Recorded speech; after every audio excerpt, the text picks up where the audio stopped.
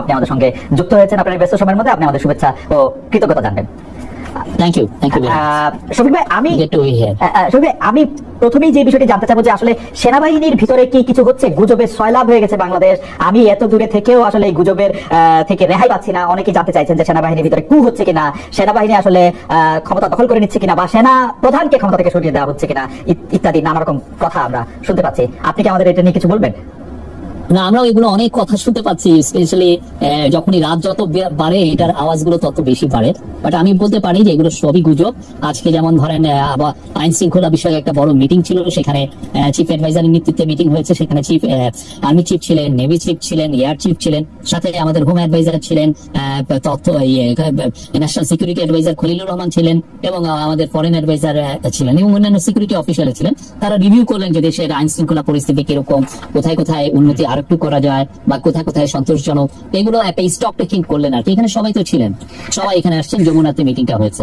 আমি আসলে মিটিংটা প্রেস উইং এর বরাদ দিয়ে পত্রপত্রিকাগুলি যেরকম লিখতেছিল সেটা দেখতে গিয়ে আমার একটু কৌতূহল হলো যে মিটিংটাতে বলা হইতেছে যে এটা উচ্চ পর্যায়ের বৈঠক, সেটা হচ্ছে দেশের আইন শৃঙ্খলা পরিস্থিতি নিয়ে, কিন্তু সেই বৈঠকে পুলিশ প্রধান উপস্থিত ছিলেন না। তখন আরো মনে হয় না যে আসলে বৈঠকটা ছিল শুধু সেনাবাহিনীকে সামাল দেওয়ার জন্য, সশস্ত্র বাহিনীর ভিতরে যে একটা টেনশন সেটা দূর করার জন্য? না, হোম অ্যাডভাইজার না, এটা হোম অ্যাডভাইজার ছিলেন সেখানে। আচ্ছা, হোম অ্যাডভাইজার ছিলেন, হোমের অফিসিয়ালরা ছিলেন। তো এইটার মূল জিনিস যে হচ্ছে যে আপনি ধরেন আর্মি তো ডেপ্লয়েড আছে না, আর্ম ফোর্সেস তো ডেপ্লয়েড আছে দেশে, তো তাদেরটাও তো একটা রিভিউ এর বিষয় আছে, তারা কেমন করছেন, এই বিষয়গুলো ছিল। পুলিশেরটা তো ছিল, আর পুলিশকে তো ওইখানে হোম অ্যাডভাইজার আন্ডারে তো পুলিশ, কিন্তু পুলিশের বিষয়টা তো হোম অ্যাডভাইজারই দেখছেন। সবে আমার অজ্ঞতা ক্ষমা করবেন, কিন্তু আমি আসলে এই ধরনের বৈঠক, আইন শৃঙ্খলা পরিস্থিতি বৈঠকে এই প্রথম দেখলাম পুলিশ চিফ থাকলেন না। সিরিয়াসলি, স্বরাষ্ট্রমন্ত্রী প্রতিমন্ত্রী থাকলেও পুলিশ না, স্বরাষ্ট্র মন্ত্রণালয়ের আন্ডারেই তো পুলিশ, মন্ত্রী প্রতিমন্ত্রী থাকলেও পুলিশ চিফ থাকেন। মানে আমার স্বরাষ্ট্র মন্ত্রণালয়ের আন্ডারে পুলিশ এবং স্বরাষ্ট্রমন্ত্রী এখানে ছিলেন, এবং এটা প্রায় 1.5-2 ঘন্টার মিটিং হয়েছে, ওনারা স্টক টেকিং করলেন। আচ্ছা, এমনিতে সেনাবাহিনীর ভিতরে কোন রকম এই মিটিংটা এক্সক্লুসিভলি সশস্ত্র বাহিনী, তাদের চাকরি কাদের ফেরত দেয়া না দেয়া, বা সেটা নিয়ে সশস্ত্র বাহিনীর বিরুদ্ধে ক্ষোভ বিক্ষোভ যেগুলি কথা আমরা শুনতেছি সেগুলির সাথে এটা কোনো সম্পর্ক নেই, সার্বিক আইন শৃঙ্খলা পরিস্থিতির কথা হয়েছে? জি, সার্বিক আইন শৃঙ্খলা বিষয় নিয়ে কথা হয়েছে, স্পেশালি ঢাকার বাইরে এবং ঢাকার মধ্যে। ঢাকার একটা কিছু কিছু জায়গায় আমরা মনে করছি যে আইন শৃঙ্খলা পরিস্থিতি আরো বেটার হওয়া উচিত, আর সব জায়গায় যাতে স্টেবল থাকে, আমরা তো সেই বিষয়গুলোই এমফাসিস দেওয়া হয়েছে। এই বিষয়ে আমার শেষ প্রশ্ন, যে আসলে জেনারেল ওয়াকারের সাথে প্রফেসর ডক্টর মোহাম্মদ ইউনূসের কি কোনো ধরনের ক্ষমতা বা ক্ষমতার বিভিন্ন ভরকেন্দ্র নিয়ে কোনো দড়িটাটা নিয়ে আছে, যেগুলি গুজবে বলা হয় কি এই গুজবটা আসলে অনেক বেশি পাওয়ার পেয়েছে? আসলে আমি স্বীকারই করতেছি, সেটা হচ্ছে যে একজন উপদেষ্টা, সিটিং উপদেষ্টা যখন বলেন, বুকে পাথর বেঁধে ওয়াকার সাহেবকে ইউনূস সাহেবের সেনাপ্রধান হওয়াটা স্বীকার করতে হয়েছিল তিনি যখন এটা বলেন। মানে সত্যি এরকম কোনো কিছু আছে কিনা আসলে? না, ওইটা যে কথাটা বলেছিলেন, ওইটা আমার মনে হয় যে ওই আমরা যখন একটা দুইটা ঘটনা পরিপ্রেক্ষিতে, মানে জাস্ট ইন্টারিম গভর্নমেন্ট ফরমেশন হচ্ছে ইয়েতে, বাট আমার মনে হয় যে ওয়াকার, জেনারেল ওয়াকার বা এলকে নিয়ে যে ধরনের গুজব, এটা পিওর গুজব। এখন এই গুজবগুলো কারা ছড়িয়ে মজা পাচ্ছেন, বা একজন, আমি তো মনে করি যে এই গুজবগুলো ছড়িয়ে একটা দেশে একটা ইনস্টেবিলিটি ক্রিয়েট করার একটা চেষ্টা হচ্ছে। প্রফেসর ইউনূসের সাথে জেনারেল ওয়াকারের খুব ভালো সম্পর্ক, প্রতি মাসে 1-2 বার উনি আসেন, এসে কথা হয়। আমাদের সারু মাঝে মধ্যে এফডিতে যান, 1-2 বার গিয়েছেন, তো সেখানে তো প্রতিনিয়ত তো কথাবার্তা হচ্ছে। এই বিষয়টা মানে দূরত্বটা কি হলো, এটা সত্যি করতে আমার বোধগম্য, এবং ওই অনুযায়ী কিন্তু ছবিও আমরা দিই, যে এই ছবি আমরা রিলিজ করি। অনেকে মানে ব্যাপারটা কিরকম, আমি অন্য একটা প্রসঙ্গে যাই। ব্যাপারটা হয় হচ্ছে যে ধরেন করিডোরের কথা, মিয়ানমারকে মানবিক করিডোর দেওয়ার কথা যখন আসলো, তখন পররাষ্ট্র উপদেষ্টা জনাব মোহাম্মদ তৌহিদ হোসেন বললেন যে এইটার ব্যাপারে কথা হয়েছে, আপনাকে আবার পরের দিন বলতে হলো যে এইটার ব্যাপারে আসলে কোনো কথা হয় নাই। তো আমরা ব্যাপারটাকে দেখি হচ্ছে এটা হচ্ছে কেউ একটা চাচ্ছেন, ধরা যাক প্রফেসর ইউনূস চাচ্ছেন ওখানে করিডোর দিতে, আর ওয়াকার সাহেব চাচ্ছেন করিডোর না দিতে। গুজবটা হচ্ছে এরকম, এবং কে আসলে বেশি ক্ষমতাবান সেটার একটা পরীক্ষা করা হচ্ছে। আপনি আসলে এটা কিভাবে দেখেন? মানে নিশ্চয়ই এই কথা আপনার কানেও গিয়েছে, মানে আমি শিওর। না, এই পুরো বিষয়টা, করিডোরের বিষয়টা সত্যিকার করিডোর তো আমরা বলছিও না, হিউম্যানিটেরিয়ান চ্যানেলের একটা বিষয়, সেই চ্যানেলের বিষয়ে আমি আপনাকে বলতে পারি যে সত্যিকার অর্থে পুরো যে ব্যাপারগুলো হয়েছে, যে খুব প্রিমেচিওর ডেভেলপমেন্টের উপরে অনেক বেশি কথাবার্তা হচ্ছে। প্রথম কথা হচ্ছে যে এইটার যে এটা কি, একটা দেশে যদি আপনি করিডোর দিতে চান, এটা এফার্টটা লেট করে কারা? ইউএন লেট করে, ইউএনই ডিসকাশন গুলো করে। ইউএন যারা রেলিভেন্ট পার্টি, বাংলাদেশ এখানে রেলিভেন্ট পার্টি, মায়ানমার এখানে রেলিভেন্ট পার্টি, আরাকান আর্মি এখানে relevant party, because Arakan army যে জায়গাগুলো এইড দেওয়া হবে সেই জায়গায় ডিফ্যাক্টো কন্ট্রোল হলো আরাকান আর্মির। এখন এই তিনটা শক্তি, তিনটা পার্টি মিলে তো আগে এগ্রি করবে যে হ্যাঁ আমরা এই জায়গাটায় দিব বা ইয়ে, তো এই কোনো কথাই কিন্তু কোনো জায়গায় যায়নি। তার আগে মানে আমরা দেখছি যে অনেক বেশি আওয়াজ হচ্ছে। তো আমরা এটার জন্য যেটা করছি আপনাকে আমরা বলি, কালকে আমরা আমাদের ন্যাশনাল সিকিউরিটি অ্যাডভাইজার, উনি আবার high representative on Rohingya affairs, ওনাকে আমরা কালকে জার্নালিস্টদের সামনে নিয়ে আসবো। আমরা কালকে সবাইকে ইনভাইট করবো যে আপনারা আসেন, কার কি কোশ্চেন আছে, কোথায় আছে, আমরা সেটা কালকে সবগুলো রেসপন্স দিব। এবং একই সাথে এফএকিউ মানে ফ্রিকোয়েন্টলি আস্কড কোশ্চেন, যেগুলো সবাই কোশ্চেন করছে, সেগুলো আমরা উত্তরগুলো জানাবো। আমার মনে হয় কি যে এইখানে কথার একটা গ্যাপ তৈরি হয়েছে, ডেভেলপমেন্ট যতটা হয় নাই, কথা চালাচালি হচ্ছে যে উনি এটা কথা বলছে, এটা বলছে, এটা কিছুই হয় না। আমি আপনার সাথে সম্পূর্ণ একমত শফিক ভাই, কিন্তু আপনি যদি হিসাবগুলো আপনি খেয়াল করেন, আপনি দেখবেন এই যে আপনি চ্যানেল বলেন, করিডোর বলেন, এটা দেওয়ার একটা সম্ভাবনার কথা কিন্তু প্রফেসর ডক্টর মোহাম্মদ ইউনূস যখন জাতিসংঘের মহাসচিব গুতেরেস সাহেব আসলেন, তখন ওইখানে গিয়েও কিন্তু তিনি কাছাকাছি কথা বলেছেন। এর কিছুদিন পরে আবার জনাব তৌহিদ হোসেন পররাষ্ট্র উপদেষ্টা, তিনি কিন্তু স্পষ্ট বলেছেন যে এটা নিয়ে জাতিসংঘের সাথে আমাদের কথা হয়েছে। আমরা সাংবাদিকরা বা অন্য কেউ এটা নিয়ে অনেক বেশি আলোচনা করেছি, আমি এটা আপনার সাথে একমত, এখনো প্রাথমিক কথা হয় না, কিন্তু আমরা তো জনাব তৌহিদ হোসেনকে বলি নাই যে আপনি এটা বলে দেন, আমরা তো জনাব খলিলুর রহমানকে বলি নাই আপনি এটার পক্ষে যুক্তি বলেন, এটা আমাদের দোষ না, এটা আপনাদের কাছ থেকে আসছে, আপনি এটা কিভাবে দেখেন না? মানে না, ওনারা কি কেউ বলেছেন যে আমরা, ওনারা কেউ কি বলেছেন যে এগ্রিমেন্ট হয়েছে? বলেছেন যে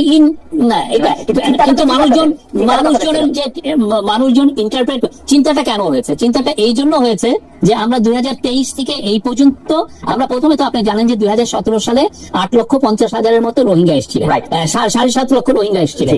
তারপরে যেটা হয়েছে যে এই গত 2023 মানে 23-এর অক্টোবরে একটা এই যে ইয়েতে সিজফায়ারটা ভেঙে যায়, আরাকান আর্মি ভার্সাস মায়ানমার মিলিটারির মধ্যে একটা যুদ্ধ শুরু হয়। আর এই যুদ্ধ শুরু হলে এই যুদ্ধের পরবর্তী পরিস্থিতিতে অনেকে যুদ্ধ থেকে অনেক রোহিঙ্গা এটার মধ্যে এই মিডিলে পড়ে যান, পড়লে এরা অনেকে বাংলাদেশে আসে। সোফার কেউ কেউ বলছেন এটা 1 লাখেরও বেশি এসছেন, এবং এর ফলে যেটা হয়েছে যে ওইখানে এক ধরনের হিউম্যানিটারিয়ান একটা ক্রাইসিস হয়েছে। ওই ক্রাইসিসের আলোকে ইউএন এর এই কথাগুলো এসছে, এবং ইউএন এর যিনি রিপোর্টিয়ার টম এন্ড্রুজ আসছিলেন, এই ধরনের কথা। কিন্তু কথা হচ্ছে যে আমি তো এগ্রিমেন্ট করবো, আমার তো এগ্রিমেন্টই হয় না এখানে। আরেকটা হচ্ছে এখানে তো আমি একক পার্টি না, সেখানে মায়ানমার আছে, সেখানে আরাকান আর্মি আছে, এবং এই জিনিসটা হয়তো এমনও হতে পারে যে ইউএন এর সিকিউরিটি কাউন্সিলেও আলাপ হতে পারে। তো এটা তো অনেক পরের বিষয়। এই জায়গাটায় যেটা হচ্ছে যে অনেকে অনেক বেশি, আমার মনে হয় যে কথাবার্তা বেশি হচ্ছে, যতটা না ডেভেলপ। মানে আমি একটু বোঝার জন্য যে আমাদের সাথে তো মায়ানমারের কূটনৈতিক সম্পর্ক আছে, মানে আমরা তো কূটনৈতিক সম্পর্ক বিচ্ছিন্ন করি নাই, তো মায়ানমারের সাথে কূটনৈতিক সম্পর্ক আছে। আরাকান আর্মি হচ্ছে মায়ানমারের রেবেল গ্রুপ, এবং আরাকান আর্মি হচ্ছে তারা যাদের কারণে রোহিঙ্গারা আজকে ঘর ছাড়া, মানে ব্যাপকভাবে যদি আমি খুব জেনারেলাইজ করি, আমরা মায়ানমারের সাথেও কথা বলতেছি, আরাকান আর্মির সাথেও কথা বলতেছি, আমরা এই করিডোরের কথাটাও আমরা শুনতেছি, বুঝতেছি, আমাদের পররাষ্ট্র উপদেষ্টা বলতেছেন, আমাদের হাই রিপ্রেজেন্টেটিভ এটা নিয়ে আলোচনা করতেছেন। এটা কিরকম? মানে এটা মানে এটা এটা এটা কি আসলে খুব যৌক্তিক? মানে আমি আসলে একটা ভেটারেন ইন্টারন্যাশনাল জার্নালিস্টের কাছে একটা জানতে চাইছি, এরকম হয় নাকি আসলে? না না, এটা আমাদের আসলে হচ্ছে কি, আমাদের সিচুয়েশন আমাদেরকে এটা করতে বাধ্য করছে। প্রথম কথা, আমরা আরাকানের সাথে, আমরা রাখাইনের সাথে 270 কিলোমিটারের মতো আমরা একটা আমাদের বর্ডার আছে। সেই বর্ডারটা এখন মায়ানমারের কোনো বর্ডার ট্রুপস নাই, মায়ানমার গভর্নমেন্টের। এই পুরো বর্ডারের ওই পাশের পুরো জায়গাটা অধিকৃত হচ্ছে আরাকান আর্মি। তো আমার বর্ডার কন্ট্রোলের জন্য আমার সাম সর্ট অফ কমিউনিকেশন তার সাথে রাখতে হচ্ছে, কিন্তু বর্ডারে অনেক ইস্যু হয়, বর্ডার থেকে ইয়াবা আসে, বর্ডারে অনেক সময় ইনফর্মাল ট্রেড হয়। এই ইস্যুগুলো দেখার জন্য হইলেও আমি ওই পারে যারা ডিফ্যাক্টো যারা রুলার, তার সাথে আমার ধরনের সাম সর্ট অফ কমিউনিকেশন লাগে। এটা ইন্টারন্যাশনালে এটা চলে, ইন্টারন্যাশনাল বিকজ আপনি তো ওই পারে তো, আমি বুঝলাম যে ওইটা মায়ানমারের সভারেন্টি, পুরো টেরিটরি, তো মায়ানমার তো নাই, মায়ানমারের তো ট্রুপস ওইখানে নাই, মায়ানমারের কোনো বর্ডার গার্ডস ওইখানে নাই। তো আমার সাম সর্ট অফ কমিউনিকেশন তার সাথে রাখতে হয়। আর রোহিঙ্গারা শুধুমাত্র যে আরাকান আর্মি দ্বারা প্রত্যাখ্যিত মানে ড্রেভেন আউট হয়েছে তা তো না, মায়ানমার আর্মিও তো এখানে জড়িত ছিল, তাদেরকে ইউএনএ এখন বিচারের সম্মুখীন হওয়ার করার হচ্ছে, প্রক্রিয়া হচ্ছে। আমার মনে হয় আমাদের যেহেতু অনেক প্রশ্ন, আমি শুধু এটা জানতে চাই যে যেটাকে আপনি ডিফেক্টো, যেটাকে সাম সর্ট অফ কমিউনিকেশন আপনি বলতেছিলেন, এইটা কোনোদিন কোনো গভর্নমেন্ট লেভেলে এটা আসলে সামনে আনা হয় কিনা? না না, আপনি যদি ইন্টারন্যাশনাল রিলেশনশিপে যারা এটা নিয়ে বড় এক্সপার্ট, আপনি তাদেরকে, যে শাহবেনাম খান আছেন বা আমাদের যারা আরো আছেন, আপনি সবার সাথে কথা বলেন। এটা ইন্টারন্যাশনালি খুবই অ্যাকসেপ্টেড। এই রকমের ডিফেক্টো আপনি থাইল্যান্ড করে যে মায়ানমারের অনেক গ্রুপের সাথে, বিকজ থাইল্যান্ড ওই রকম ওয়াই স্টেট যদি দেখেন থাইল্যান্ডের সাথে, থাইল্যান্ড যথেষ্ট ওদের, ইভেন থাই মিনিস্টাররা যে ওই ওয়াই স্টেটে ওয়ার যে রেবেলদের সাথে বৈঠক করে ছবিও পোস্ট করেন, বিকজ আবার তো তার তো বর্ডার ম্যানেজ করতে হবে, বর্ডারে মায়ানমার ট্রুপস নাই, তাতে কার সাথে কথা বলবেন? ইভেন চায়না ওই কাজটা করে, কিন্তু চায়না দেখতেছে যে তার যে বর্ডারে অনেক জায়গায় মায়ানমারের কন্ট্রোল নাই। আমাদের যে রেবেল গ্রুপের, আমার কাছে মনে হয় চায়নার ব্যাপারটা তো আসলে চায়না তো পুরো ব্যাপারটার সাথে সে মিয়ানমারের সাথে এবং ঘোষণা দিয়ে আরাকান আর্মির সাথে দুইটার সাথে সম্পর্ক। আপনি থাইল্যান্ডটা দেখেন, আপনি থাইল্যান্ড দেখেন, থাইল্যান্ড তো আমার মতো অবস্থায় পড়েছে। থাইল্যান্ড কিন্তু ঠিকই ওদের শান স্টেট, ওয়াই স্টেট, ওদের সাথে যারা রেবেল তাদের সাথে কিন্তু থাইল্যান্ড এক ধরনের সম্পর্ক রাখছে। আমার কাছে অবশ্য একটু এইটাতে আমি এখনো আমার কাছে একটু পররাষ্ট্র উপদেষ্টার কথা, তারপর আবার আপনাদের সেই কথার সাথে একটু আলাদা কথা হওয়া, সেইটারে আমার কাছে মনে হয়েছে যে আমরা একটু বিভ্রান্ত হয়েছি এটাতে। যাই হোক, আগামীকাল যদি হাই রিপ্রেজেন্টেটিভ বা যিনি জাতীয় নিরাপত্তা উপদেষ্টা আছে তিনি সাংবাদিকদের সাথে কথা বলে যদি পরিষ্কার একটা ধারণা দেন, তো সেটা একটা গেল। আমি আপনাকে দেখছিলাম যে আপনি, আমার ধারণা বাংলাদেশে এখন আপনি সবচেয়ে বেশি ফটোগ্রাফ এবং সবচেয়ে বেশি টেলিভাইজড মানুষ, মানে প্রফেসর ইউনূসের চেয়েও আমরা আপনাকে বেশি পাই বা বেশি দেখি, সেজন্য আপনাকে আমরা আলাদা করে ধন্যবাদ দিতে চাই। আপনি আসলে সব জায়গায় সরকারের মুখপাত্র হিসেবে কথা বলে, সেগুলো মেসেজটা একটা চ্যানেলের মধ্যেও আসে, সেজন্য আপনার কথাকে আমরা ধরে নিতে পারি যে সেটা সরকারের কথা, সরকার প্রধানের কথা। আপনি যে বিষয়টাতে অনেক বেশি জনপ্রিয় হয়েছেন গত 8-9 দিনে, সেটা হচ্ছে যে সবকিছুতে ম্যান্ডেট আছে সেটা নিয়ে। কিন্তু আমার আন্ডারস্ট্যান্ডিং হচ্ছে যে আমি যাদের সাথে কথা বলেছি আইন কানুন বা যারা একটু রাষ্ট্রের সংবিধান খোঁজ খবর রাখে, তারা আমাকে বলেছেন যে গণঅভ্যুত্থানের মাধ্যমে যান, অথবা আপিল বিভাগের অ্যাডভাইজারি অপিনিয়নের মাধ্যমে যান, অথবা আপনি নির্বাচিত হয়ে যান, প্রত্যেকটা ম্যান্ডেটের একটা সীমানা বা সীমাবদ্ধতা আছে।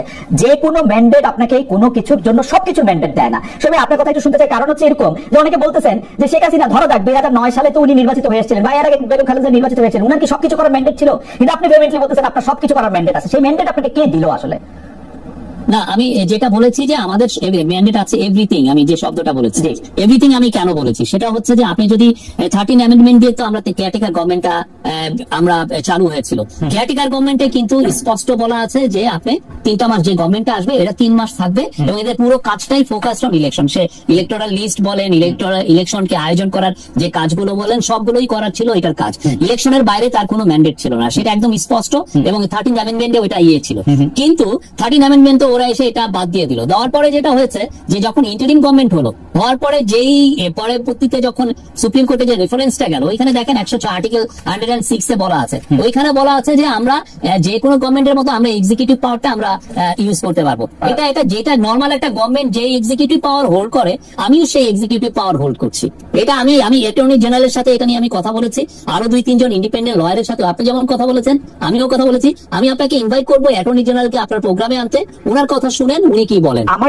আমরা ওই অনুযায়ী আমরা আমাদের কথাটা বলেছি। আমাদের ম্যান্ডেটটা হলো আমরা যে কাজগুলো, এটা অনেকে আবার কেউ বলছেন যে না আপনাদের ম্যান্ডেট হচ্ছে ডে টু ডে, ওখানে কোথাও লেখা নাই যে ডে টু ডে, এটা এক্সিকিউটিভ নির্বাহী পাওয়ারের কথা বলা হয়েছে। কিন্তু আপনি আমাকে একটু বলবেন যে অন্য সরকারের মতোই ক্ষমতা আছে, এটা কি আমি 106 এ যেটার মধ্যে করে এপিলেট ডিভিশনে রায়টা দিল, আমি এটার মধ্যে নির্বাহী কাজ করতে পারবেন বলে আমি এটার মধ্যে দেখতেছি। সেই নির্বাহী কাজে ব্যাখ্যা আছে। একটা ব্যাখ্যা হলো আপনার যে কাজগুলি করতে হবে, না করলে দেশ থেমে যাবে, সেই কাজগুলো আপনি করবেন। আরেকটা ব্যাখ্যা হলো যে আপনার জরুরি প্রয়োজনে যদি আপনার কোনো কিছু করতে হয় তাহলে আপনি করতে পারবেন। আপনাকে এই ক্ষমতা দেওয়া আছে যে আপনি এখন পলিসি বানাতে পারবেন, কিন্তু সেটা অ্যাবসলিউটলি যখন আপনার প্রয়োজন হবে তখন। আপনার রিডিং, আর আপনি নিজেও লয়ার স্টুডেন্ট। বাট আমি যেটা জানি আমাদের রিডিং হচ্ছে নির্বাহী মানে হচ্ছে আপনি আমার একটা গভর্নমেন্টে যে কাজগুলো করে সেই পুরো কাজগুলো এটার মধ্যে পড়ে। আমি বললাম তো আপনি 2জন লয়ারকে আনেন, এনে জিজ্ঞেস করেন, আমরা এই জায়গায় আমাদের রিডিং স্পষ্ট। আমি একটু জার্নালিজমের জায়গাতে কথা বলি। আমরা আমাদের যে সংবিধান, আপনারা সংবিধানের অধীনে শপথ নিয়েছেন, সুতরাং আপনারা নিজেদেরকে বিপ্লবী সরকার বা অভ্যুত্থানের সরকার বলতে পারবেন না। আপনারা সাংবিধানিক সরকার কিন্তু, এবং সেইটা 106 এ আপনাদেরকে আসলে এন্ডোর্স করা হয়েছে সাংবিধানিক সরকার। এখন যে সংবিধানটা আছে সেই সংবিধান আপনাদের মানতে হবে, এর বাইরে যাওয়ার আপনাদের উপায় নাই। আপনারা বিপ্লবী সরকার না, আপনারা সাংবিধানিক সরকার। সাংবিধানিক সরকার হইলে সেই সরকারের এই সংবিধানটার কোর এসেন্স হচ্ছে আপনাকে জনগণের রিপ্রেজেন্টেটিভ গভর্নমেন্ট হইতে হবে। যতক্ষণ পর্যন্ত আপনি রিপ্রেজেন্টেটিভ গভর্নমেন্ট না, ততক্ষণ পর্যন্ত আপনার ক্ষমতা হচ্ছে লিমিটেড। এটা আপনি মাহমুদুল ইসলাম সাহেব আপনি আপনার জায়গাটা দিয়ে আপনি এক্সপ্লেইন করছেন, আপনি আপনার রিডিংটা বলছেন। আমার রিডিং বলে যে এই government is like any other government, but এটার ম্যান্ডেটটা এসছে একটা অভ্যুত্থান থেকে, গণ অভ্যুত্থান থেকে এই গভর্নমেন্ট এটা করা হয়েছে। আমরা সেইভাবে রিডিং করি, এবং আপনার যদি মনে হয় যে না আমি আমার কথার মধ্যে কোনো ব্যত্যয় আপনি খুঁজেন, আমি বলবো যে টপ লয়ার আছে বা অনেক বড় কনস্টিটিউশন এক্সপার্ট আছে, তাদের সাথে কথা বলতে পারেন। ওকে, গণ অভ্যুত্থানের ম্যান্ডেটের কথা আপনি যেটা বলতেছেন, সেই ম্যান্ডেটও যদি আপনার থাকে, সিস্টেমটা হচ্ছে একটা সরকার মানে তো হচ্ছে একটা গোষ্ঠী যারা আসলে দেশটা চালাইতেছে, তাদের তো কারো না কারোর সাথে এটা নিয়ে কথা বলতে হয়। যেমন আপনারা আসলে সংস্কার করার জন্য সংস্কার কমিশন করছেন 6টা-7টা, কিন্তু খুবই ইন্টারেস্টিংলি করিডোর বা চট্টগ্রাম বন্দরের ব্যাপারে আপনারা কারোর সাথে আলোচনা করতেছেন না। প্রশ্ন করলে আমরা উত্তর পাইতেছি যে এইটা আমরা করবো, হচ্ছে নির্বাহী দায়িত্ব। এটা আমাদের এক্সিকিউটিভ পাওয়ারের মধ্যে পড়ে এই কাজগুলো। আপনি যদি ধরেন 1 লক্ষ রোহিঙ্গা এখানে এসে পড়ে, আমাদের তো এটা নিয়ে তো আমাদের ভাবতে হবে, এটা না তো আমার এটা আমার মেজর একটা কাজ, এটা আমার মেজর হেডেক। আমরা এসে যেটা পেলাম যে 7টা বছর রোহিঙ্গা ক্রাইসিসটা আছে, কিন্তু কোথাও কোনো হচ্ছে, এটা একটা ফরগটেন ক্রাইসিস হয়ে গেছে। এই জায়গাটা নিয়ে কেউ ভাবছেও না। তো আমার এটা ভাবতে হবে না? প্রফেসর ইউনূস প্রথমে এসে সেপ্টেম্বরে ইউএনএ যে বললেন এবং ওনার কথার পরিপ্রেক্ষিতে একটা ইউএন একটা অ্যাডপশন করলো একটা যে, এবং ওইটার আলোকে এখন 170টা দেশ এই রোহিঙ্গা ক্রাইসিস নিয়ে আলাপ করবে। এই ক্রাইসিস হলে উনি কি এই আলাপটা করবেন না? উনি কি এই ইয়েটা দেখবেন না? ঠিকই তেমনি আমাদের বড় একটা হচ্ছে যে সংস্কার, ইকোনমিক সংস্কারের মূল কাজটা হচ্ছে চিটাগাং পোর্ট। আমি আবারও বলছি, চিটাগাং পোর্টের সংস্কার ছাড়া, চিটাগাং পোর্টকে এফিসিয়েন্সি আনা ছাড়া আপনি বাংলাদেশে জব তৈরি করাটা খুব ডিফিকাল্ট। আমি এটা আবারও বলছি, কিছুদিন আগে এই কথাটা আমি বারবার বলেছি। আসলে আপনি কি মনে করেন যে এটা একটা এক্সিকিউটিভ কাজ, এটা একটা পলিসি ডিসিশন না?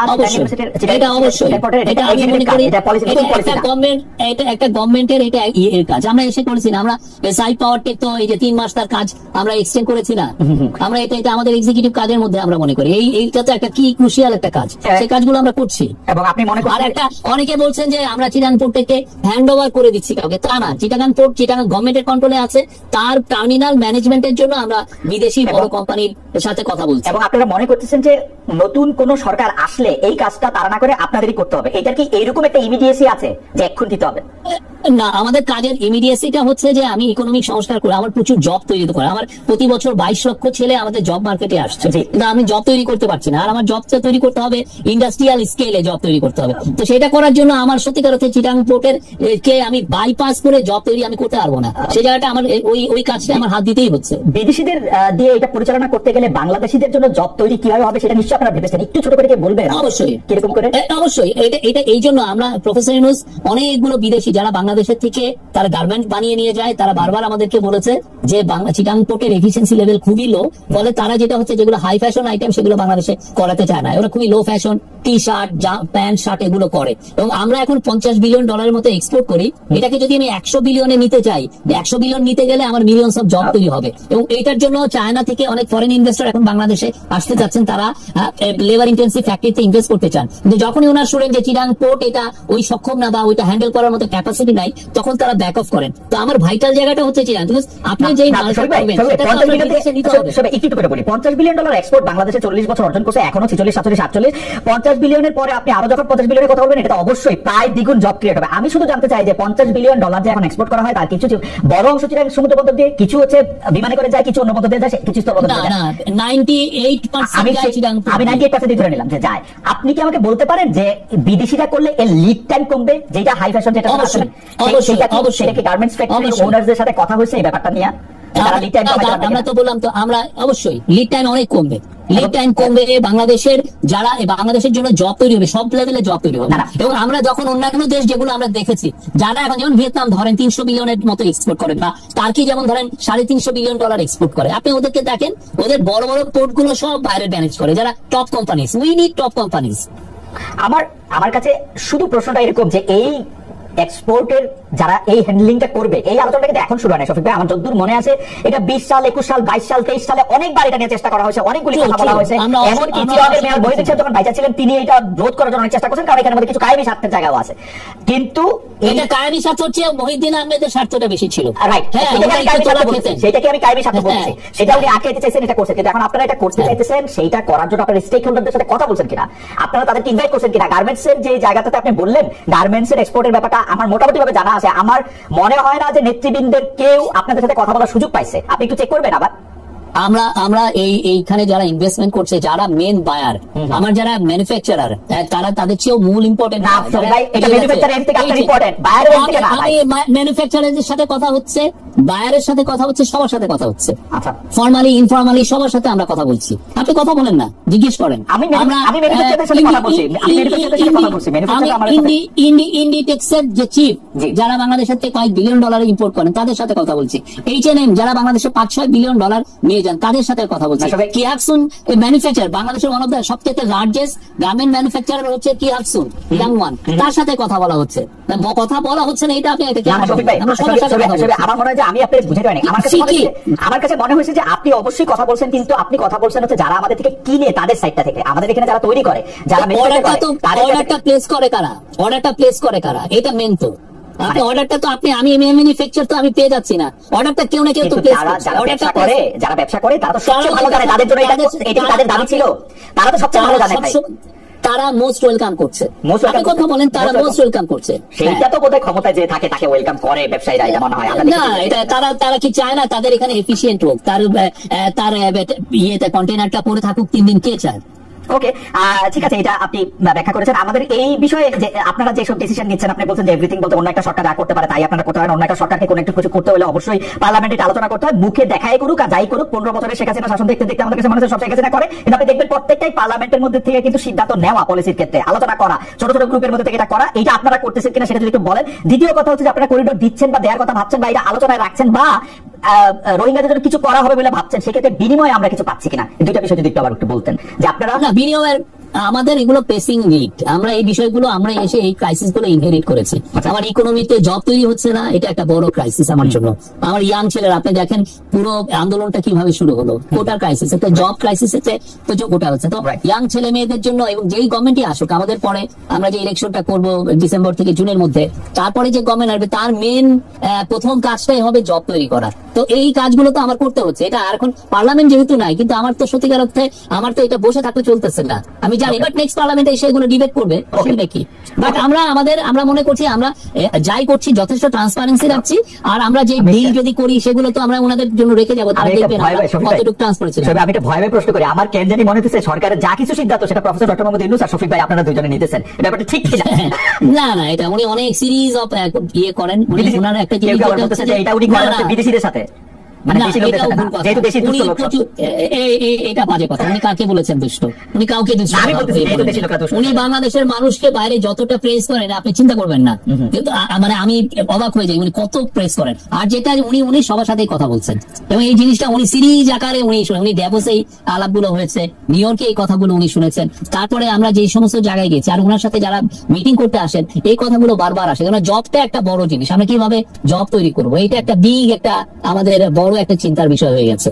আচ্ছা, এইটা যেহেতু প্রসঙ্গটা উঠলো, এইটা কি ঠিক ডক্টর মোহাম্মদ ইউনূসের সাথে যারা আছেন, যারা বাংলাদেশটা পরিচালনা করতেছেন, তারা বেশিরভাগই দ্বৈত নাগরিক? এটা জনাব খলিলুর রহমানকে নিয়ে কথা উঠেছে, অনেকে বলেছেন যে জনাব খলিলুর রহমান রদার রহমান নামে তিনি ফেসবুক পরিচালনা করেছেন, তিনি আসলে ভোট দিতে যাওয়ার সময় অনেকবার অনেক কথা বলেছেন, তিনি মার্কিন যুক্তরাষ্ট্রের নাগরিক, কানাডা নাগরিক বলা হচ্ছে একজন, আপনি জানেন কাকে কাকে। তারপরে এরকম আমার শিক্ষক আলিরিয়া স্যার, তিনি তো বাইডেন সাহেবকে ভোট দিতে যাওয়ার সময় তিনি স্যার দিয়েছেন, এটা আমারই মনে আছে। তো এইটা কি ঠিক যে মানে আমার কোনো অসুবিধা নাই, মানে বাংলাদেশ ক্রিকেট টিমের কোচ যদি বিদেশি হইতে পারে, প্রফেসর ইউনূস বিদেশিদের নিয়ে স্বাচ্ছন্দ্য বোধ করলে করবেন, আমার তো, কিন্তু এটা সত্য কিনা ব্যাপারটা? না, সত্য না। আমরা খলিলুর রহমান ভাইয়ের, আমি আলিরিয়াজ স্যারেরটা আমি জানি না, আর উনি যেহেতু একটা ইন্ডিপেন্ডেন্ট কমিশনের উনি মেম্বার, আমি এই বিষয়ে করতে চাচ্ছি না।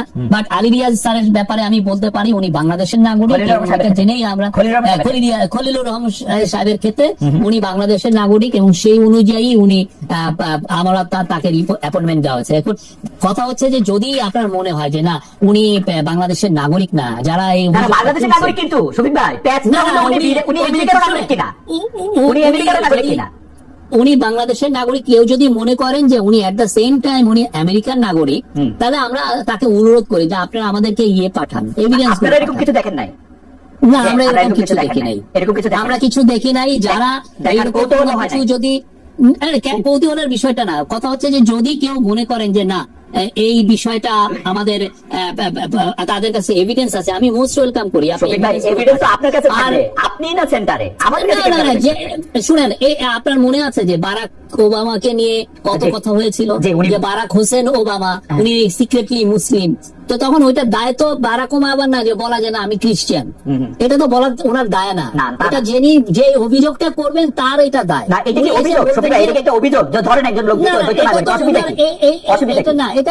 এটা একটা কি না, এটার অসুবিধা হচ্ছে এটার মাধ্যমে অনেকে ওনার এগেইনস্টে স্মিয়ার ক্যাম্পেইন করছেন যে না উনি বাংলাদেশের দ্বিতীয় নাগরিক, কত ওনার কাছে আমরা। আপনি আমাকে এমনি বলে দেন যে না খলিল সাহেব আমেরিকান নাগরিক না, এটা আমার জন্য একদম। আমি একটু আগে কি বললাম, আপনি বাংলাদেশের নাগরিক বলছেন। হ্যাঁ, আমি তো বলছি যে উনি বাংলাদেশের নাগরিক, সেই অনুযায়ী আমরা তাকে দিয়েছি।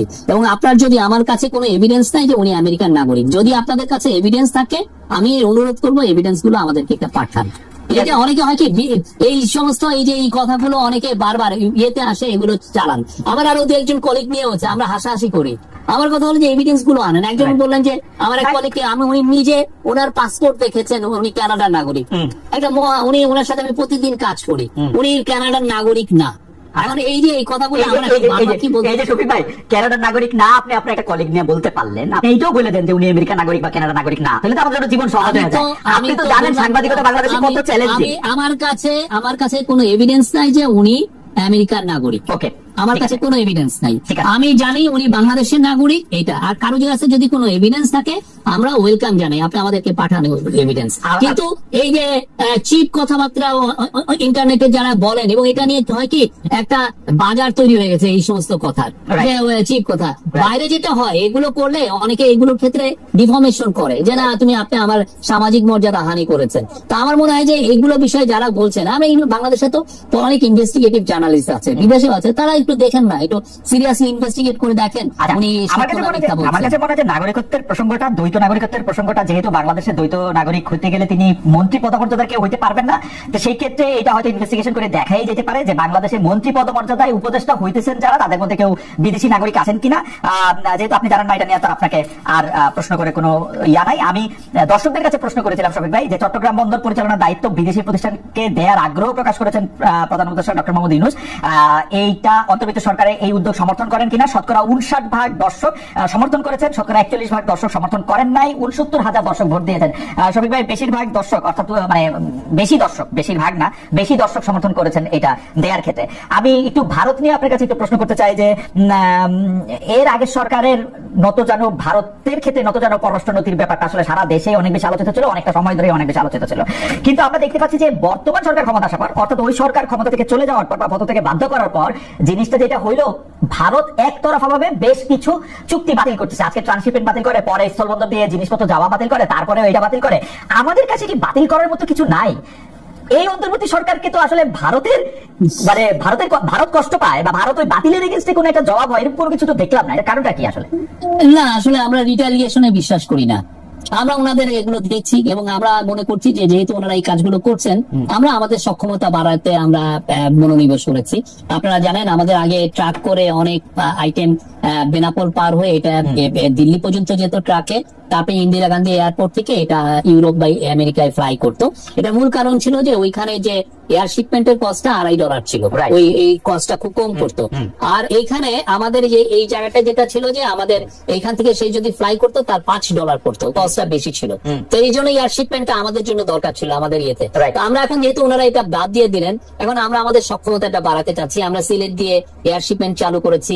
আমরা, আপনারা দেখেছেন যে জেট ফুয়েলের দাম কমানো হয়েছে 16-17 টাকা পার লিটারে, এবং এট দ্য সেম টাইম আমরা যেটা করছি যে আমাদের এই যে এটার এফিসিয়েন্সি বাড়ানোর চেষ্টা করছি। ফলে যেটা হচ্ছে যে এখন কস্টটা অলরেডি মানে $5 থেকে কমে এসছে, কিছু কিছু ক্ষেত্রে 37% কস্ট কমে এসছে। কিন্তু আমাদের টার্গেট এটাকে $2.5 আনা, যাতে আমরা আমাদের সক্ষমতাটা বাড়াতে পারি। এটা আমাদের দরকার। আপনার মনে আছে 2014 সালে ইন্ডিয়ার মানে তরফ থেকে আগে আমাদের প্রচুর গরু আসতো, সেই গরুটা ওরা বন্ধ করে দিল যে কোনো গরু আসবে না। কিন্তু আপনি দেখেন এরপরে বাংলাদেশে গরু খামারের একটা বিপ্লব হয়ে গেছে। বাংলাদেশে এখন 5 লক্ষ জব তৈরি হয়ে গেছে যা সেই গরু খামারকে কেন্দ্র করে। আমরা মনে করি যে এটা it could B A blessing in disguise, আমার যাতে সক্ষমতাটা বাড়ে। খুবই ভালো কথা বলছেন যে রিটালিয়েশন তো করা দরকার নাই, সক্ষমতা বাড়ে তো এটা খুবই ভালো কথা। কিন্তু আমরা শুনছিলাম যে ওই সরকারের সময় আওয়ামী লীগ সরকার অনেকগুলি, মানে যেটাকে আসলে খুব জনপ্রিয় ভাষায় বলা হয়তো যে গোলামি চুক্তি, দেশ বেঁচে ফেলার চুক্তি, এরকম অনেকগুলি চুক্তি করছে। সেই চুক্তিগুলি আপনারা পর্যালোচনা করছেন কিনা? সেই চুক্তিগুলি আপনারা সামনে আনতেছেন কিনা যে এই চুক্তিগুলি আসলে করা হয়েছিল, এই চুক্তিগুলি আমরা মানি না, এইভাবে দেশটা দিয়ে দিয়েছিল আসলে আওয়ামী লীগ বা ইন্ডিয়াকে?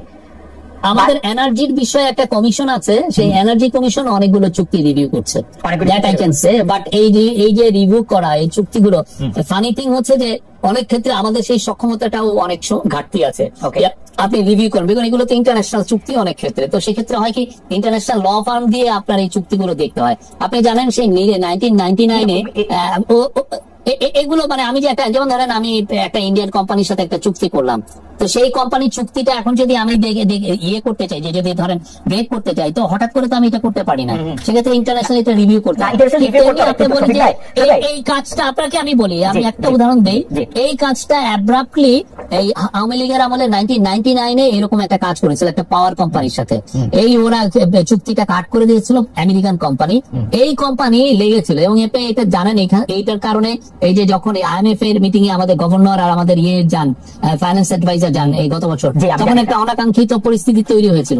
এখন আমাদের এইটাকে মিটাতে যে আমাদের ওই সেই 19 সেই শেখ হাসিনার আমলের একটা চুক্তি, ওনার অপকর্মকে ইয়ে করতে যে আমাদের $20 বিলিয়ন দিতে হয়েছে আমাদের এটা। তো আমরা এই জিনিসগুলো চুক্তি যাই হোক না কেন, আমরা ওগুলো তো অনেক কিছু এনার্জি রিলেটেড দিয়েতে আমরা জানি যে এক ধরনের কমিশন হয়েছে, তারা সবগুলো এনার্জি চুক্তিগুলোই দেখছে অনেকগুলোই। শফিক ভাই, ট্রান্সশিপমেন্ট বাতিল করে দিল আওয়ামী লীগ আমলে করা, যেটা ট্রান্সশিপমেন্টের সুবিধা তারা দিতেছিল বা এই সেই। তো আমাদের কাছে কি এরকম কোন চুক্তি আছে যেটা আওয়ামী লীগ ইন্ডিয়ার সাথে করছিল, যেটা আমাদেরকে দেখানো তো যেতে পারে, আপনি বাতিল না করেন, ইন্টারন্যাশনাল রিভিউ তো না দিতে পারেন, আপনি তো এটা দেখাবেন যে ভাই এই চুক্তি আওয়ামী লীগ ওদের সাথে করছিল, এর বিনিময়ে ওরা আমাদেরকে ট্রান্সশিপমেন্ট দিছিল, এখন এই ট্রান্সশিপমেন্টটা বাতিল করে দিচ্ছে, এইটাও তো দেখানো সম্ভব, তাই না? এটা তো রিটেলিয়েশন।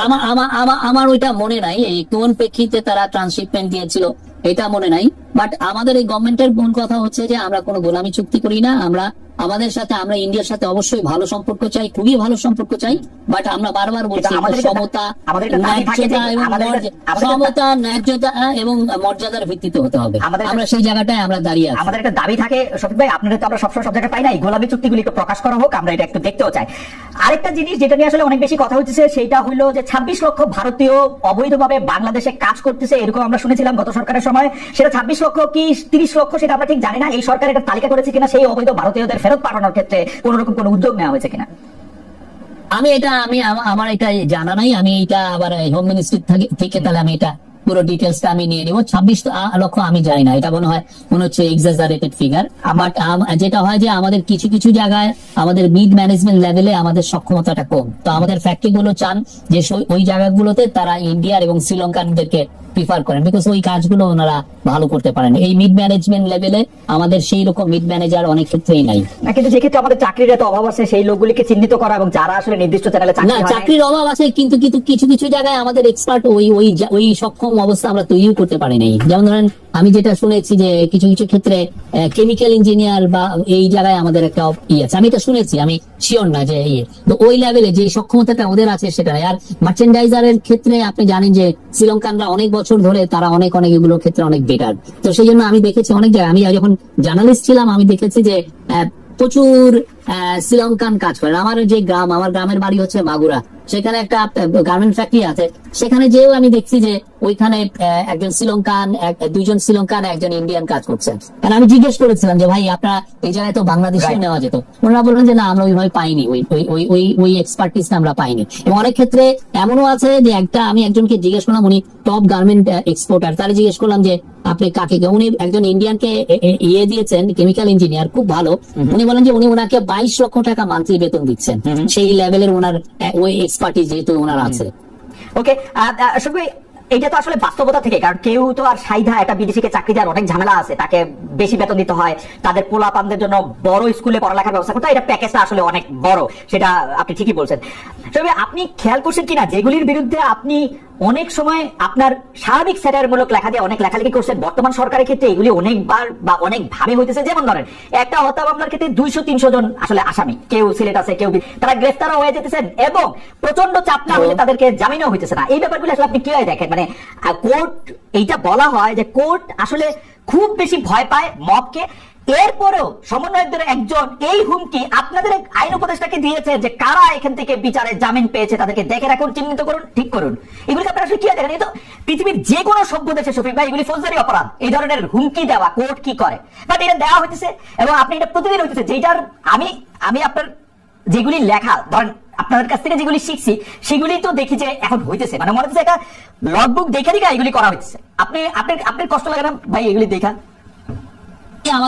আমাদের আইন অ্যাডভাইজার এটা নিয়ে অনেক বলেছেন, উনি বলেছেন যে এটা অনাকাঙ্ক্ষিত এই ঘটনাগুলো ঘটছে। অনেক ক্ষেত্রে আমি নিজেও 2-1টা দেখেছি যে একটা ইভেন মার্ডারও হয় না, দেখা যাচ্ছে যে 200-300 জনের এগেইনস্টে কেস হচ্ছে। এবং আমরা কিছু দেখেছি যে এটাকে ক্যাশ ইন করে অনেকে এক্সটর্শন করছেন, খুবই আনফরচুনেট। সেই বিষয়ে আমাদের আইন অ্যাডভাইজার বলেছেন উনি এটা দেখছেন, এবং আমাদের যে হোম অ্যাডভাইজার উনি কিন্তু বলেছেন যে যারা এইগুলো করছেন, যে কেস এক ধরনের ম্যাচ লেভেলে কেস দেওয়া, তাদের এগেইনস্টে উনি হুঁশিয়ারিও দিয়েছেন। কিন্তু আনফরচুনেটলি হচ্ছে কি, এটা অনেক ক্ষেত্রে কিছু পলিটিক্যাল অ্যাক্টিভিস্টও এই কাজগুলো করছেন। এইটা তো এই জিনিসগুলো সত্যিকার অর্থে আপনি ঠিকই বলেছেন, আমি নিজে এগুলো নিয়ে হিউম্যান রাইটস নিয়ে আমি অনেক লেখা লিখেছি। এখন এসে এটা তো সত্যি এটা দেখতে কেমন যেন লাগে। না শরীফ ভাই, এটা দেখতে কেমন যেন লাগে, এবং আমরা যেহেতু একই ফ্রেটার্নিটির অংশ, আপনারা যেহেতু আমাদের অগ্রজ, আপনারা যা করেন সেটা না এসে আমাদের বা সেটার প্রশ্ন বা সেটা শিক্ষাও আমাদের কাছে আসা পড়ে। কিন্তু আপনি দেখেন যখনই কোনো কিছু কম শক্তি হইতে থাকে তখন সরকারের মধ্যে থেকে তাদেরকে শক্তিশালী করার জন্য একটা চেষ্টা করা হয়। যেমন আমি উদাহরণ দিই, আওয়ামী লীগকে নির্বাহী আদেশে নিষিদ্ধ করা হবে, এটা সেপ্টেম্বরের বৈঠকেই মোটামুটি এটা নিয়ে আলোচনা হয়েছে। আপনারা কেন ওয়েট করলেন যে হাসনাত আব্দুল্লাহ ওইখানে যমুনা অভিমুখে যাবে, 3 দিন ধরে ওইখানের মধ্যে এটা হবে, ওদেরকে ঠান্ডা পানি দেওয়া হবে, তারপর আপনারা নিষিদ্ধ করবেন? কেন এটাকে আপনারা মানে ওরা আন্দোলন করার আগে আপনারা এটা বুঝতে পারেন না যে এটা আপনাদের করতে হবে? সেপ্টেম্বরে কিন্তু কোনো ডিসিশন হয় নাই।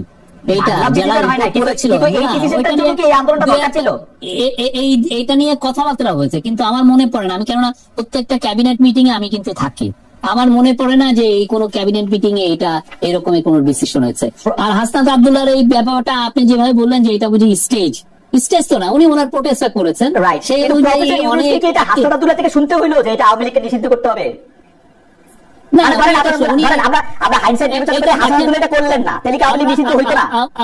আমরা অলওয়েজ মেনটেন করেছি যে এই বিষয়গুলো, এইটা যেহেতু সংবেদনশীল একটা বিষয়, এই বিষয়টা সত্যিকার অর্থে যারা জুলাইয়ের গণ আন্দোলনে ছিলেন, জুলাই আপরাইজিং এ ছিলেন, তাদের উপরে সবার সাথে আমরা মানে ডিসিশন যদি হয়ও সেটা হবে তাদের সাথে কনসালটেশন করে তাদের ইয়েতে, এবং সেই অনুযায়ী হয়েছে, তারা সবাই কনসেন্ট দিয়েছেন। মানে এই অনুযায়ী যদি আমি যেটা যদি হাসনাত আব্দুল্লাহ এই ডাটা না দিতেন যে আওয়ামী লীগ নিষিদ্ধ করবো, যতক্ষণ নিষিদ্ধ না করা হবে ততক্ষণ পর্যন্ত যমুনা উইল বি ঘেরাউট, এইটা যদি উনি না করতেন তাহলে কি আওয়ামী লীগ এখনো সিদ্ধ দল হিসেবে থাকতো, তাই না?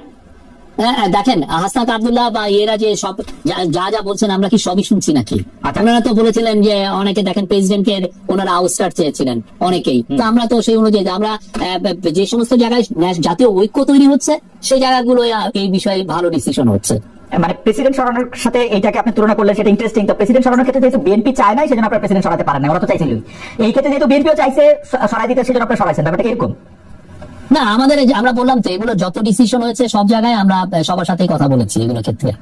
আর এইটার প্রসঙ্গেই একটা সম্পাদক পরিষদ আজকে একটা প্রেস রিলিজ ইস্যু করেছে, আপনি নিশ্চয়ই দেখেছেন, যে আওয়ামী লীগের কার্যক্রম নিষিদ্ধ ঘোষণা করা হয়। সন্ত্রাস বিরোধী অধ্যাদেশ 2025 গেজেটের প্রকাশের পর তারা দেখা যাচ্ছে যে অধ্যাদেশে একটি ধারা সংযুক্ত হচ্ছে, সেটা চুক্ত সত্তা কর্তৃক বা উহার পক্ষে সমর্থনে কোনো প্রেস বিবৃতি প্রকাশনা বা মুদ্রণ কিংবা গণমাধ্যম, অনলাইন সামাজিক যোগাযোগ মাধ্যম বা অন্য যে কোনো মাধ্যমে যে কোনো ধরনের প্রচারণা অথবা মিছিল সমাবেশ বা সংবাদ সম্মেলন আয়োজন বা জনসম্মুখে বক্তৃতা প্রদান নিষিদ্ধ করবে। এইটা ব্যাপারে তারা মনে করতেছে যে এটা অপব্যবহার হবে, এটা স্বাধীনতার এটা শঙ্কা সৃষ্টি করবে। আপনার কাছে কি মনে হয়? মাহফুজ আনাম সভাপতি এবং দেওয়ান হানিফ মোহাম্মদ সাধারণ সম্পাদক পরিষদের পক্ষে না, এটা কেউ যেটা ব্যান্ড হয়ে যায় যে সংগঠন যাদের কার্যক্রম, আপনি আপনি দেখেছেন কেউ জেএমবির কার্যক্রম কেউ কভার করে বাংলাদেশে? জেএমবি তো ব্যান্ড অর্গানাইজেশন। তারপরে হরকতুল জিহাদ আল ইসলামী বাংলাদেশ ব্যান্ড, কেউ কি ওদের এই কার্যক্রম কেউ কি করে বলে যে এর লিডার এখানে কথা বলেছেন বা এরা? আমার যতটুকু হিজবুত তাহরির মিছিল করছে সেই খবর ছাপা হয়েছে পত্রপত্রিকায়। এটা দু একটা হতে পারে, বাট প্রমোশনাল কোন রিপোর্ট আমরা দেখি নাই, বা এদের লিডার আমরা যেটা দেখেছি যে এই অনেকে শেখ হাসিনার যে জিঙ্গোইস্টিক যে উনি যে ভায়োলেন্স ইনসাইট করে যে স্পিচ দেন সেগুলো অনেকে কভার করেছেন। সেক্ষেত্রে আমি দেখি নাই, মানে জিঙ্গোইস্টিক কথা সেটা এরকম ছাপা হয়েছে, অনেকে করেছে, আমাদের কাছে এভিডেন্স আছে। প্রমোশনাল ওয়েতে মানে এটা এই ব্যানের আগে, আমি বলছি ব্যানের আগে এটা প্রমোশনাল ওয়েতে করা হয়েছে আপনি বলছেন। প্রমোশনাল কি ওনার স্পিচটা দিয়েছেন, উনি সমানে আমাদেরকে জঙ্গি বলছেন, আমাদেরকে আমাদেরকে এটা বলছেন, এগুলো অনেকে কভার করেছেন, আমাদের স্পিচের ভিডিও ক্লিপিং অনেকে দিয়েছেন। এই গত কয়েক বছরে বিগত সরকার নানা রকম আইনি মারপ্যাচ করে এগুলি নানা ধরনের কাজ করছে, যেখানে হামলা মামলা যেখানে যা দরকার প্রয়োগ করে দেশে কোনো মিডিয়া যাতে বিএনপি ভারপ্রাপ্ত চেয়ারম্যান তারেক রহমানের সংবাদ বক্তব্য প্রকাশ করতে না পারে সে ব্যবস্থা করছিল। আপনি পৃথিবীর সেরা অন্যতম সেরা সংবাদ সংস্থা এএফপির ব্যুরো চিফ ছিলেন বাংলাদেশে, আপনি যেন তারেক রহমানের সংবাদ কিভাবে ডিল করতেন বা কিভাবে প্রকাশ করতেন এই অবস্থার মধ্যে? না, আমরা তারেক রহমানের একটা রিপোর্ট করেছিলাম, আমি যে 2024 সালের ইলেকশনের সময় আমি তার সাক্ষাৎকার নিয়েছি, তো সেই সাক্ষাৎকার আমরা ওই লন্ডন থেকে আমরা তার সাক্ষাৎকার আমরা নিয়েছি। লন্ডন থেকে বাংলাদেশে পত্রপত্রিকা ক্যারি করছিল এটা আমি জানি না, আমার ইয়ে নাই, বাট এটা আমরা এটা ইন্টারন্যাশনালি আমরা করেছি। তার ইয়েতে বোধহয় কত 3রা জানুয়ারি 2024 এসছে, 3রা না বা 2 আমরা ওনার সাক্ষাৎকার নিয়েছিলাম। 3রা জানুয়ারি 2024 আপনারা সাক্ষাৎকার নিয়েছিলেন, মানে এটা তারেক রহমানের সাক্ষাৎকার লন্ডন থেকে নেওয়া হয়েছিল। লন্ডন থেকে নেওয়া হয়েছিল, সেটা কি ওইটা যেটা তারেক সাহেব হচ্ছে লিখিত পাঠাইছিলেন বিভিন্ন জায়গায়, আমরা দেখতেছিলাম যে একটা লিখিত প্রশ্ন লিখিত উত্তর, সেটা নাকি আপনারা উনাকে আসলে টেলিফোনে বা সামনাসামনি বসে অডিও ওরকম কোনো সাক্ষাৎকার নাকি এটা ইমেলের মাধ্যমে ওনার একটা সাক্ষাৎকার বিভিন্ন জায়গায় পৌঁছাইছিল, কেউ তার এটা নেয় নাই, এটা আরো 2-4টা জায়গায়ও ছাপা হয়েছিল, ওইটা কি ওইটা? না আমরা অ্যাপ্রোচ করেছি, আমরা ওনার সাথে অ্যাপ্রোচ করেছি, আমরা ওনার ওইখানে ফটোগ্রাফারও পাঠিয়েছি, উনি ফটো শুটও হয়েছে, উনি ওইখান থেকে ফটো দিয়েছেন বিয়েতে। আমার মনে হয় না বাংলাদেশের পত্রপত্রিকা আমি এটা দেখেছি। যাই হোক, শফিক ভাই, বিএনপি নেতা ইশরাক হোসেনকে আসলে মেয়র পদে নিয়োগ দেওয়া হচ্ছে না, বলা হচ্ছে জনাব আসিফ মোহাম্মদ সজীব ভুঁইয়া এটা দিচ্ছেন না, কারণ আসিফ মোহাম্মদ সজীব ভুঁইয়া তার নিজের লোকদেরকে মেয়র পদমর্যাদার লোক বানান, দক্ষিণে তাকে মেয়র পদে সকল কিছু থাকা সত্ত্বেও সেটা উনি একলা দিচ্ছেন না, উত্তরে তিনি তার পছন্দের একজনকে, যারা নিয়ে আসলে অনেক কথা আছে, তাকে এনে প্রশ্ন বানাইছেন। এটা আপনি আসলে কি হয় দেখেন, মানে ইশরাক হোসেনকে আসলে মেয়র পদে এটা দিতে দেওয়া হবে না কেন? এটা কি উপদেষ্টা আসিফ মোহাম্মদ সজীব ভুঁইয়ার একক সিদ্ধান্ত? না, আসিফ মোহাম্মদ সাজু ভুঁইয়া কি এটা করছেন, তাও তো মানে এটা তো আপনি বললেন এটা তো এক ধরনের অ্যালিগেশন, এটা কি ঠিক কিনা? আমার যেটা মনে হয় এটা একটা লিগাল ইস্যু আছে, আমাদের ল অ্যাডভাইজার এখন সম্ভবত বাইরে আছেন, উনি আসলে উনি এটা বলতে পারবেন এটা লিগাল এটা কি, কোথায় লিগাল সমস্যা আছে, এটা উনি হি উইল এক্সপ্লেইন। শফিক ভাই, আদালতের সেম রায়ে জনাব শাহাদাত হোসেন চট্টগ্রামে মেয়র হয়েছেন, একই রায়ে ইশরাক হোসেন কেন হতে পারবেন না? আমার একটু বুঝাই বলবেন, আমার অনেক কৌতূহল। ধরেন আইনের এরকম এটা এমন যে এমন অনেক রায় আছে যে একজনের জন্য এটা খাটে, আরেকজনের জন্য নাও খাটতে পারে, তো এটা একটা লিগাল একটা ইন্টারপ্রিটেশনের বিষয়, সেই লিগাল ইন্টারপ্রিটেশনটা আপনি 1-2 দিন ওয়েট করেন। আমাদের ল অ্যাডভাইজার আসতেছেন, উনি সাউথ আফ্রিকা গিয়েছেন, উনি আসুক, উনি এটা এক্সপ্লেন করতে পারবেন। এই মুহূর্তের বিবেচনায় কি আপনারা বিষয়টা এক্সপ্লেন করে একটা ইয়া দিতে পারেন, মানে প্রেস উইং থেকে? এটা তো ওনার জায়গা, এটা ভেরি মাচ ওনার টেরিটরি, আর এটা লিগাল ইস্যু আছে এখানে, তো উনি এসে এটা বলবেন আমাদের ধারণা। মানে উনি তো আদালতের রায়, মানে সুপ্রিম কোর্টের রায় তিনি আসলে এটাই তো বললাম আমি, তো এই যে লিগাল ইস্যু গুলো ওনারা ডিল করেন, সুপ্রিম কোর্টের উপর কোর্ট আছে মানে না কোর্টের এটা না, আমি বলছি যে উনি এসে এটা জানাতে পারবেন, যে ইন্টারপ্রেটটা উনি করতে পারবেন, উনি সাংবাদিকদের কোশ্চেন নেবেন, বলেছেন আমরা যথেষ্ট ট্রান্সপারেন্ট পাবেন, আপনার যেটা হচ্ছে যে 2-1 দিন দেরি হচ্ছে, উনি আসুক, কথা বলবেন উনি। শফিক ভাই, সরকারের সবশেষ ঘোষণা অনুযায়ী জুনের 10 তারিখের মধ্যে জুলাই ঘোষণাপত্র প্রকাশ করতে হবে। গেল রাতে ফেসবুক পোস্টে আপনার জাতীয় নাগরিক পার্টির যিনি আহ্বায়ক আছেন জনাব নাহিদ ইসলাম, তারা দেখেছি বলেছেন যে জুলাই ঘোষণাপত্র ছাড়াও জুলাই সনদ, স্থানীয় সরকার নির্বাচন, গণপ্রশাসন নির্বাচনের কথা বলেছেন। আমরা দেখতে পাচ্ছি যে জনাব মির্জা ফখরুল ইসলাম আলমগীর, বিএনপির যিনি সেক্রেটারি জেনারেল আছেন, তিনি বলছেন সুপরিকল্পিতভাবে জাতীয় নির্বাচন পিছিয়ে দেওয়ার পায়তারা চলছে। আপনি বিষয়টি একটু বলবেন যে আপনারা আসলে কি দেখেন 10 জনের মধ্যে কি জুলাই ঘোষণাপত্র প্রকাশিত হচ্ছে? 10 জনের মধ্যে জুলাই ঘোষণাপত্র প্রকাশিত হওয়ার পরে আসলে নির্বাচনটা কি ডিসেম্বর, জানুয়ারি, ফেব্রুয়ারির মধ্যে হচ্ছে কিনা? নির্বাচন আমাদের চিফ অ্যাডভাইজার বারবার বলেছেন যে নির্বাচন ডিসেম্বর থেকে জুনের মধ্যে হবে। আমি ওনার সাথে 9.5 মাসের মতো কাজ করছি। আমি একটা জিনিস বলতে পারি, উনি কথা একটা বললে কথা রাখেন, উনি কথার ব্যত্যয় করেন না। এবং আমি ওনার অভিজ্ঞতায় বলি, আমি একবার ওনার সাথে কথা রাখতে পারি নাই, উনি কিন্তু আমাকে পরে বলছেন তুমি কথা দিলে তুমি রাখতে পারলে না কেন। ওনার এই জায়গাটা আমি দেখেছি, তো আমি আশ্বস্ত করতে চাই যে ইলেকশন ডিসেম্বর থেকে জুনের মধ্যে হবে, উনি এটা বারবার জানিয়েছেন। উনি কিন্তু কখনো কোনো এখানে অ্যাপে কেউ বলতে পারবে না যে উনি একবারও বলেছেন যে ইলেকশন জুন মাসের 30 তারিখের পরে হবে। উনি বলছেন যে ডিসেম্বর থেকে জুনের মধ্যে হবে। তো এটা নিয়ে আমার মনে হয় কোনো ধোঁয়াশার কিচ্ছু নাই। বিএনপি যেটা চাচ্ছেন, এটা আমি যদি পলিটিক্যাল পার্টি হইতাম আমিও হয়তো চেতাম, ওনারা একটা ডেট চাচ্ছেন, তো সেটা নিয়ে আমাদের কাউন্সিল অফ অ্যাডভাইজার, আমরা এর আগে কিন্তু না এটা একদমই এখানে কেউ আসেন নাই যে ক্ষমতা আঁকড়ে পড়ে থাকতে, এটা একটা আমি বলবো যে এটা বাজে ধারণা।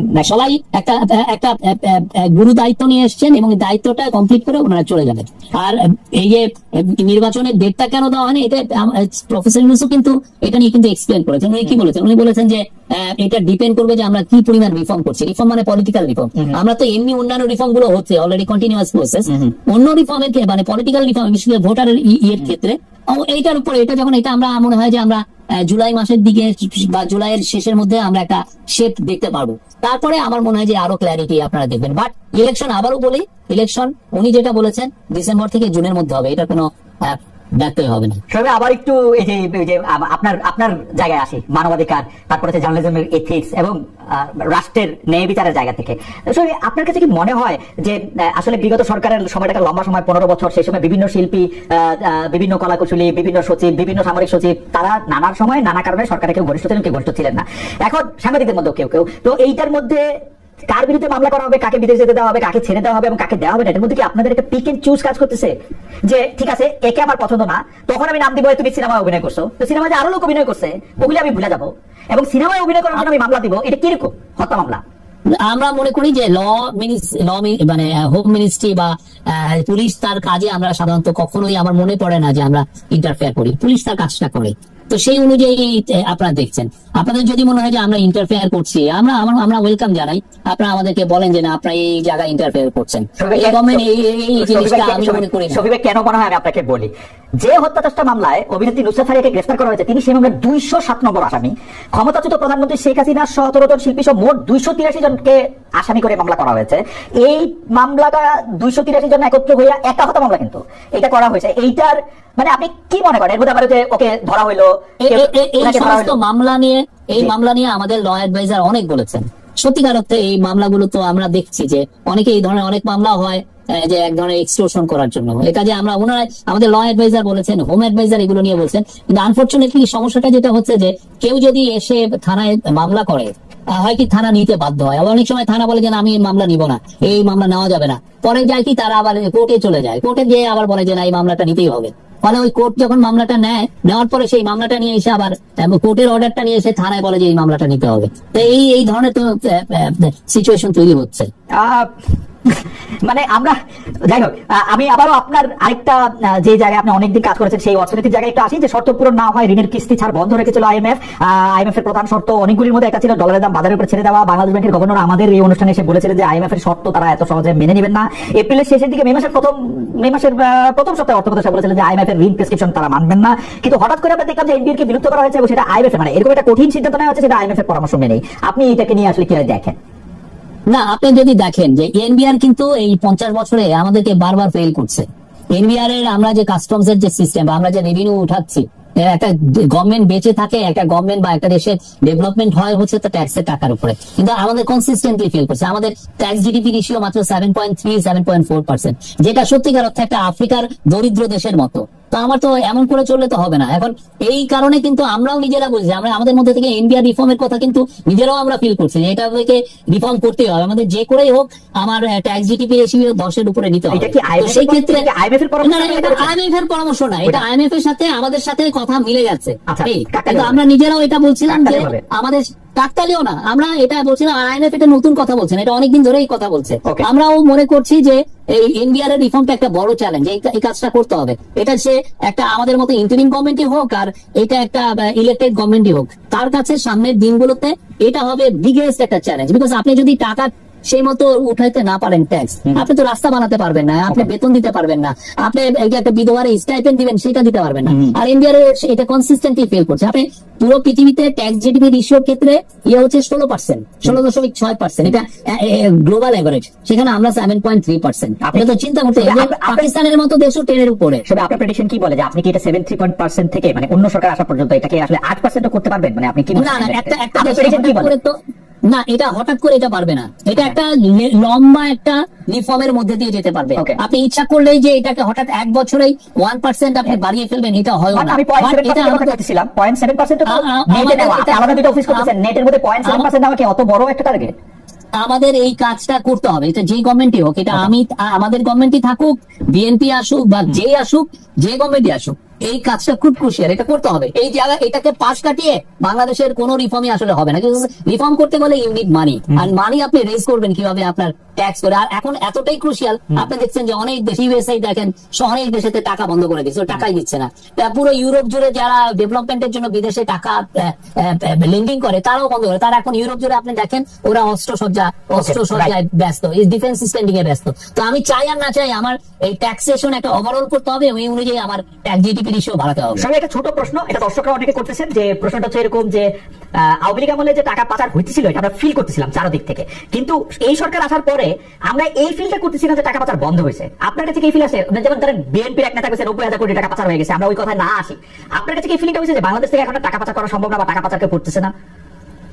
আমি বলবো যে আমাদের গভর্নমেন্টের কেউ এগুলোর সাথে জড়িত না। আমরা খুব সিরিয়াস মুভ নিচ্ছি যাতে এই বাংলাদেশের থেকে টাকা পাচার বন্ধ হয়। আমরা সেই অনুযায়ী যথেষ্ট রিফর্ম নিয়েছি এবং সেটার আলোকে আমরা দেখেন অনেক কিছু ব্যাংকিং সিস্টেমটাকেও আমরা ঢেলে সাজাচ্ছি সেই আলোকে। তা আমরা বলছি আমরা সবাইকে ইনভাইট করি, আপনারা এগুলো নিয়ে আরো ইনভেস্টিগেটিভ জার্নালিজম করেন, আমরা জানতে চাই পুরো সত্যটা, আমরাও জানতে চাই। যদি কিছু হয়ে থাকে আপনারা আমাদেরকে জানান, আমরা উইল মোস্ট ওয়েলকাম। বাট আমি বলতে পারি এই গভর্নমেন্ট আমি বলতে পারি আপাতমস্তক একটা অনেস্ট গভর্নমেন্টের উপদেষ্টারা যে মানে এই পাচারের সঙ্গে জড়িত না সেটা আমরাও হয়তো মানে এই এখন পর্যন্ত তার ধারে কাছেও আমরা কোনো কিছু শুনি, কিন্তু গভর্নমেন্টকে আসলে নানাভাবে চাপ দেওয়া সম্ভব কিনা, নানাভাবে ইয়ে করে অন্য কেউ সুযোগ নিতে পারে কিনা। যেমন ধরেন আমাদের একজন মন্ত্রী হয়তো খুব ভালো, কিন্তু সেই মন্ত্রী মন্ত্রণালয় আর একটা সুযোগ নিয়ে আর কেউ তাকে ইয়ে করছেন কিনা, ওরকম আপনার মনে হয় কিনা যে আপনার যদি এরকম এভিডেন্স থাকে এরকম তাহলে আপনারা রিপোর্ট করেন, এটা তো জানার এরকম যদি হয় রিপোর্ট করেন, আমরা দেখি। আচ্ছা ঠিক আছে, আমরা এভিডেন্সের কথা যখন বলতেছেন তখন তো আসলে আমার কাছে এখন এভিডেন্স নাই, আমি এটা জানার জন্য এটা বলতেছিলাম। আমি বরং অন্য একটা জায়গা থেকে বলি, সর্বশেষ গত দুই এক সপ্তাহের মধ্যে আপনাকে সবচেয়ে বেশি জনপ্রিয় করেছে যে কথাটা, বা জনপ্রিয় করেছে যে কথাগুলো, তার মধ্যে একটি হচ্ছে যে আপনি বামদেরকে বলেছেন যে বামরা বাংলাদেশকে বনসাই করে রাখতে চায়, বা নিজেরাও আপনি বামদেরকেও একটু অপছন্দ করেছেন। এখন রোববার 18 মে লেখক অধ্যাপক অ্যাক্টিভিস্ট আনু মোহাম্মদ একটি ফেসবুক পোস্ট দিয়েছেন, যেখানে তিনি লিখেছেন প্রধান উপদেষ্টা থেকে শুরু করে তার সুযোগ্য প্রেস সচিব ও বিভিন্ন পদের কোন কর্তা ব্যক্তির ভাবসাব, কথাবার্তা, কাজকর্ম খেয়াল করলে বিদেশি কর্পোরেট লবিজের ছায়া পাওয়া যায়। চট্টগ্রাম বন্দর করিডোর, সমস্ত কারখানা, অস্বচ্ছ তৈরি, এলএনজি আমদানি চুক্তি, স্টার্লিং চুক্তি ইত্যাদি নিয়ে তাদের দৌড়ঝাঁপ, জবরদস্তি, গোপন ভাব, মিথ্যা বিজ্ঞাপনী গল্প এটাই নির্দেশ করে। আপনার মন্তব্য শুনবো, আমি শুধু যোগ করি, বণিক বার্তা এরকম বলেছেন যে বিডার নির্বাহী চেয়ারম্যান উঠছেন, দেশি বিদেশি বিনিয়োগ কমছে। না, এই যে বণিক বার্তা রিপোর্টের কিন্তু আমরা একটা রিবার্টাল দিয়েছিলাম। আমি জানি না আপনি আমার ফেসবুকে পেজ দেখেছেন কিনা। বণিক বার্তা যে কথা বলছেন যে 9 মাসের হিসাব দিয়েছেন, ওই 9 মাসের 3 মাস কিন্তু আশিক চৌধুরী ছিলেনই না। ওই 3 মাস কিন্তু খুব বাজে ছিল, এবং কোনো দেশে আপনি যখন রেভলিউশন হয় বা আপরাইজিং হয়, ওইটার ওই 3 মাসকে কেউ আসলে কাউন্টেই রাখে না। ওনারা ওইটাকে কাউন্টে আনছেন, ওই যেটা জুলাই টু সেপ্টেম্বর, যেটার মধ্যে জুলাই মানে 5 সপ্তাহ, ইভেন আমরা ক্ষমতায়ও ছিলাম না, তো সেই মানে 6 সপ্তাহের মতো, তো সেই সময়টাকে ওনারা কাউন্টে এনেছেন। এটা তো মানে আমার মনে হয় না যে এটা ঠিক ছিল ওনাদের এই রিপোর্টটা ওনাদের। এবং আশিক চৌধুরী সত্যি কথা আমাদের এখানে কাজ শুরু করেছেন অক্টোবর মাসে, তো আপনি যদি আশিক চৌধুরীকে ব্লেম করেন জুলাই সেপ্টেম্বরে কি হলো, সেটা তো এটা একটা অন্যায়, এটা ঠিক না। আমার মনে হয় যে রিপোর্টার আরো কাজ করতে পারতেন, আরো থরলি চেক করতে পারতেন, দেখতে পারতেন যে উনি ওনার কাজটা। আরেকটা হচ্ছে যে আপনি রিফর্ম করেন আর যাই করেন, আমরা যে জায়গা থেকে শুরু করছি সেই জায়গায় আমাদের যাওয়ার জন্য আমরা এখন যে কাজটা করছি, আমরা বলতে পারি এই যে ফরেন ইনভেস্টমেন্টের জন্য, এবং আশিক চৌধুরী নিজেও বলেছেন এটার সুবিধা পাবে যে প্রথম যে ইলেক্টেড গভর্নমেন্ট আসবে তখন, বা আমরা সামনের দিনগুলোতে এটা পাবো। কারণ আপনি একটা স্ট্রাকচারটা দাঁড়াতে করতে হয়, আপনার পুরো পৃথিবীতে জানাতে হয় যে আমি বিজনেসের জন্য রেডি, আপনার রিফর্মের জায়গাগুলো ঠিক করতে হয়, রিফর্ম করতে হয়, করার পরে তো তারা আসবেন। তারপরে আমরা বলবো যে অক্টোবর যে ডিসেম্বরের যে সেখানে $490 মিলিয়ন মতো ফরেন ডাইরেক্ট ইনভেস্টমেন্ট আসছে, যেটা পুরো গত 1 বছরের সবচেয়ে হাইয়েস্ট। আমরা যে হচ্ছে না তা না, বাট আপনি যে ডিজায়ারটা সবাই করছেন সেটা আসছে না, আমি এটা অস্বীকারও করছি না। কিন্তু আমাদের কাছে আপনি দেখেন একটা রেগুলেশন, একটা ক্যাওটিক সিচুয়েশন, আপনি যদি অনেক বেশি আশা করেন বা এটা এটা ঠিক না। এটা বামদের ক্ষেত্রে যেটা হচ্ছে যে ওনারা যে কাজটা করছেন, ওনাদের যদি আপনি প্রেসক্রিপশন, ওনারা যে কথাগুলো বলছেন সেই অনুযায়ী করতে গেলে তো আমাদের সত্যিকার অর্থে জব তৈরি হয় না। ওনারা অনেক দেশেই আপনি দেখবেন বামরা অনেক বড় অ্যাক্টিভিজম করেন, তারা গ্রিন নিয়ে অনেক অ্যাক্টিভিজম করেন, ওনারা কয়লার এগেইনস্টে শক্তভাবে দাঁড়ান, ওনারা এনভায়রনমেন্টাল অ্যাক্টিভিজম করেন, আমরা অ্যাপ্রিশিয়েট করি। কিন্তু কথা হচ্ছে যে আমার তো জবটাও তো তৈরি করতে হবে। আমি যদি জব তৈরি করতে হয় তাহলে সেক্ষেত্রে আমি এই যে কেন আমরা মোস্ট এফিশিয়েন্ট কোম্পানিকে আমরা চিরাঙের পোর্টে টার্মিনাল দিতে চাচ্ছি, বিকজ তার মাধ্যমে যেটা হবে যে আমরা এটা it's a very powerful signal to the world যে আমরা এই চিরাং পোর্ট থেকে আমরা এফিশিয়েন্ট করছি। তখন হয় কি বড় বড় কোম্পানিগুলো তখন বাংলাদেশে ইনভেস্ট করতে আসে, তো সেই জায়গায় ওরা আসা মানেই হচ্ছে আপনার জব তৈরি হবে, লাখ লাখ জব তৈরি হবে, সেই জায়গা থেকে আমরা বলছি। কিন্তু ওনার কথা যদি দেখেন, ওনাদের কথা অনুযায়ী যে দেখেন মহিউদ্দিন চৌধুরী, সাইড পাওয়ারে আজম নাসির, নহিউদ্দিন, এরা সাইড পাওয়ার টেক বা এদের অনেকে আছেন, ওনারা তো সেই জায়গায় সেই এফিসিয়েন্সিতে তো নিতে পারেন না। চিরাং পোর্টটা কিছু সিন্ডিকেটের কাছে বন্দী হয়ে রয়েছে।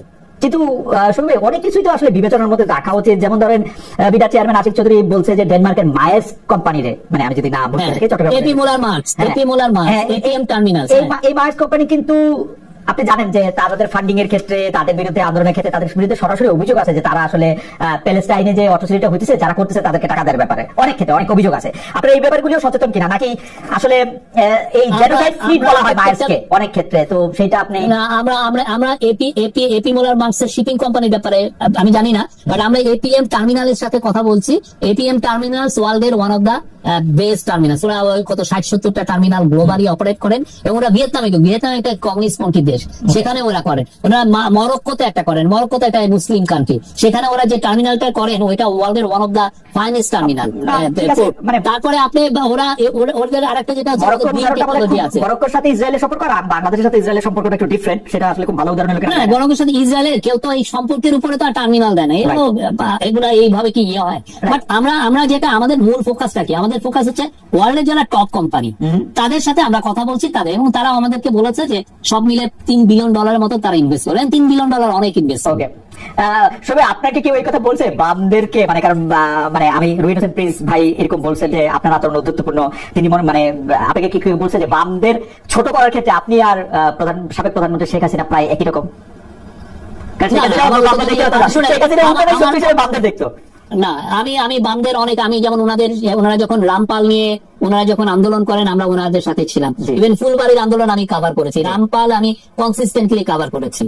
বাট আমরা ওনারা এই যে চিটাং পোর্টের এই বিষয় ক্ষেত্রে আমরা আমাদের গভর্নমেন্ট ওনাদের কথার সাথে একমত না। ওনাদের অ্যাক্টিভিজমকে আমরা স্যালুট করি, ওনারা অনেক ভালো ভালো ইস্যু নিয়ে কাজ করেন, দ্যাট উই স্যালুট।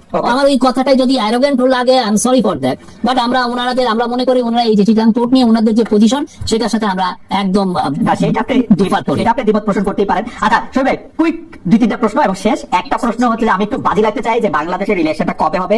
আপনি আমাকে ডিসেম্বর, জানুয়ারি, ফেব্রুয়ারি, মার্চ, এপ্রিল, মে, জুন, জুলাই কোন একটা মাস চুজ করে দিতে পারেন?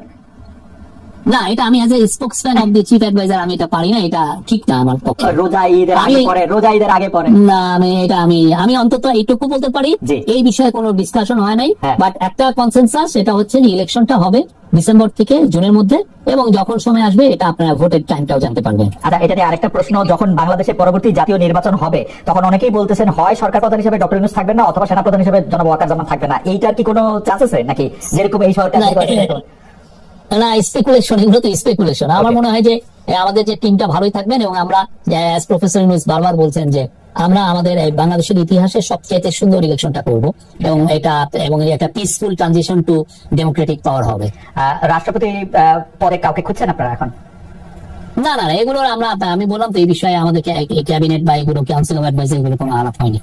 সকলে আপনাকে অনেক ধন্যবাদ। আমরা একটা মানে অনেকগুলি প্রশ্ন নিয়ে আপনার কাছে এসেছিলাম এবং আপনি সবগুলি প্রশ্নেরই আপনার মতো করে আপনি উত্তর দিয়েছেন, আমাদেরকে পরিষ্কার করতে চেষ্টা করেছেন, আমাদের বুদ্ধি দিয়ে যতটা পেরেছি আমরা এটা বুঝতে চেষ্টা করেছি। বাকিটা নিশ্চয়ই আবার দেখে আবার বুঝবো। অনেক দর্শক আমাদের সাথে সংযুক্ত ছিলেন, অনেকে মতামত পাঠিয়েছেন, অনেকে আপনাকে শুভেচ্ছা জানিয়েছেন, কেউ আপনার মন্তব্যের সাথে একটু দ্বিমত পোষণ করেছেন। এই সবটা মিলে আজকে আপনার সময় দেওয়ার জন্য আপনাকে অনেক অনেক অনেক ধন্যবাদ।